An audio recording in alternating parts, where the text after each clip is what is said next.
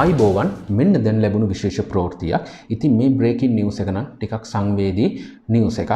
ඉතින් අපි බලමු මොකද්ද මේ නිවුස් එක කියලා. A Sri Lanka Air Force training aircraft has crashed in the Variapal area, according to the SLAF spokesman.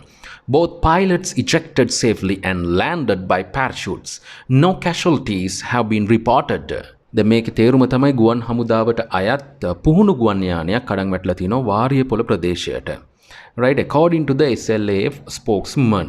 ඒ කියන්නේ ගුවන් හමුදා මාධ්‍ය ප්‍රකාශකට අනුව both pilots ejected. ඒ කියන්නේ pilotsලා දෙන්නම ඉවත් වෙලා තියෙනවා ආරක්ෂිතව ejected safely and landed නැත්තම් descended. ඒ කියන්නේ ගොඩ බැස්ස කියන අදහස by parachutes. ඒ කියන්නේ ඒගොල්ලෝ ආරක්ෂිතව ඒ ගුවන් යානේ කඩන් වැටෙනකොට ඉවත් වෙලා ආරක්ෂිතව ගොඩ බැහැලා තියෙනවලු parachutes ආධාරයෙන්. ඊට පස්සේ අන්තිමට තියෙනවා no casualties have been reported. කිසිදු ජීවිත හානියක් වාර්තා වෙලා නැහැ කියන අදහස. ඉතින් මම හිතනවා මේ නිවුස් එක පාවිච්චි කරලා ඔයගොල්ලන්ට ඔයගොල්ලන්ගේ ඉංග්‍රීසි දැනුම වර්ධනය කරගන්න පුළුවන් වුණා කියලා. මේ වගේම නිවුස් එකකින් ආපහු හම්බ වෙමු. හැමෝටම ආයිබෝවන්.